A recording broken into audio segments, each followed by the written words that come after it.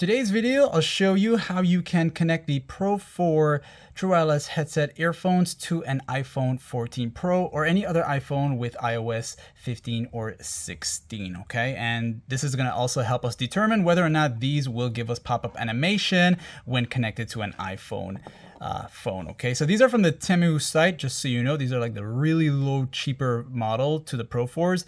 And in order to connect these here, first you'll wanna go into the settings of your iPhone and then go to where it says Bluetooth. Okay, you want to do this just for the very first time when setting it up. Then turn on your Bluetooth settings here.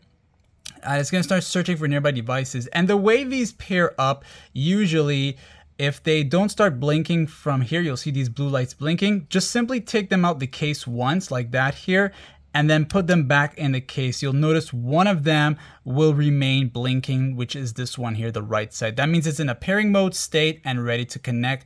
You'll see the TWS show up here. And then once you tap on it, it's gonna say connected. You'll see that volume show up there, okay? And you can see for yourself clearly that they will not give you that pop-up animation. And we can go ahead and test this out one more time. Just make sure they're closed here.